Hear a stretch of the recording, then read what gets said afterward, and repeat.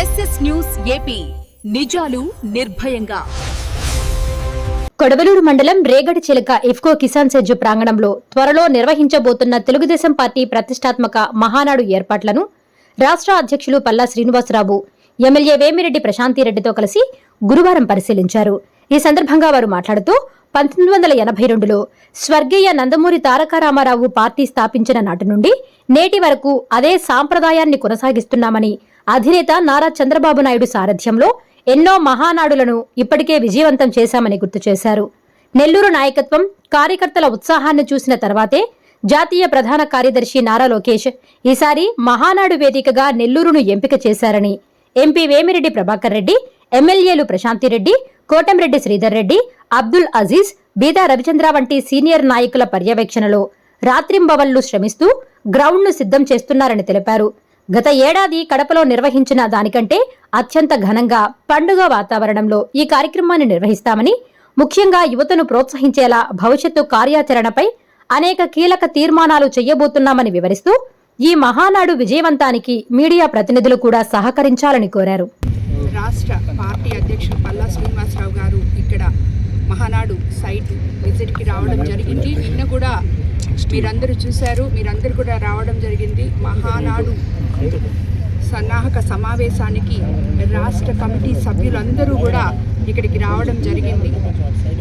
అతిరథులు మహారథులైన Telugu Desam party పెద్దలందరూ ఈరోజు ఇక్కడ వచ్చి ఆ సమావేశాన్ని నిర్వహించుకొని 20 కమిటీలు ఉన్న ఈ మహానాడు కమిటీలు అందరికీ వారి వారి పనులు వాళ్ళకి దిశానిర్దేశాలు చేయడం జరిగింది.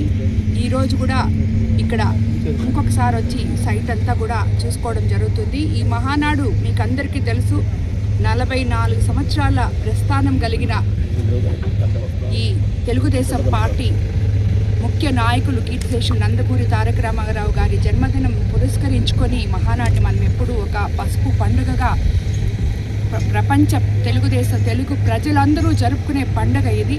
అటువంటి పండుగ 44 సంవత్సరాల తర్వాత నెల్లూరు జిల్లాలో అది కూడా 10కి 10 సీట్లు సాధించి, అదేవిధంగా కందుకూరు కూడా మన పార్లమెంట్లో 11 సీట్లు బద్దలు కొట్టి ఎవరు వేరే పార్టీకి లేకుండా అత్యంత భారీ మెజారిటీలతో గెలిచిన ఎమ్మెల్యేలు అందరూ ఉన్నారు, 11 మంది. ఇక్కడ తెలుగుదేశం పార్టీ ఎంత బలంగా ఉందో దీన్ని బట్టి చూస్తేనే మీకు అందరికీ అర్థమవుతుంది. అటువంటి బలంగా ఉన్న ఈ జిల్లాలో ఈసారి ఇక్కడ మనం మహానాడు పెడితే బాగుంటుంది అని చెప్పి మన ముఖ్యమంత్రి నారా చంద్రబాబు నాయుడు గారు మొట్టమొదటిసారిగా నారా లోకేష్ బాబు గారు వర్కింగ్ ప్రెసిడెంట్ అయిన తర్వాత బలమైన నెల్లూరు జిల్లాలో మహానాడు పెట్టాలి, మన పార్టీకి ఇంత గట్టి బలం ఉంది ఇక్కడ అని చెప్పి ఇక్కడ పెట్టడం జరిగింది. అదేవిధంగా మనమంతా కూడా ప్రతి కార్యకర్త, ప్రతి నాయకుడు జిల్లా నుంచి, రాష్ట్రం నుంచి ఈ మహానాడుని ఇదికి ముందు ఎప్పుడూ జరగని విధంగా తప్పకుండా సక్సెస్ చేసి చూపిస్తామని చెప్పి మేమందరము తెలియజేసుకుంటున్నాం. అందరికీ నమస్కారం అండి.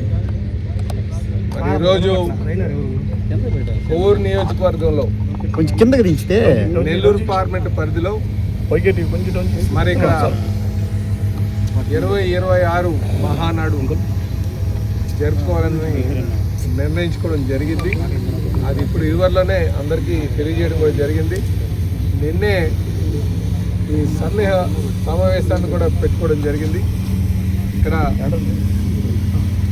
సుమారు 20 కమిటీలు ఏర్పాటు చేసుకొని వారికి బాధ్యతలు కూడా ఇప్పటికే అప్పచెప్పడం కూడా జరిగిందని చెప్పి మీ అందరికీ. అయితే తెలుగుదేశం పార్టీ స్థాపించిన నాటి నుంచి కూడా కీర్తిశేషులు నందమూరి తారక రామారావు గారు మరి మొట్టమొదటిగా 1982లో వారు మహానాడు వారు చేయడం, అప్పటి నుంచి కూడా ఆ బంధాన్ని ఇప్పటి వరకు కూడా కొనసాగిస్తూ మరి జాతీయ అధ్యక్షులు ముఖ్యమంత్రి గారైనటువంటి శ్రీ నారా చంద్రబాబు నాయుడు గారి సారథ్యంలో మేము అనేక మహానాడులు కూడా చేసుకోవడం జరిగింది. అదే బంధాన్ని ఇప్పటి వరకు కూడా కంటిన్యూ చేస్తున్నాం.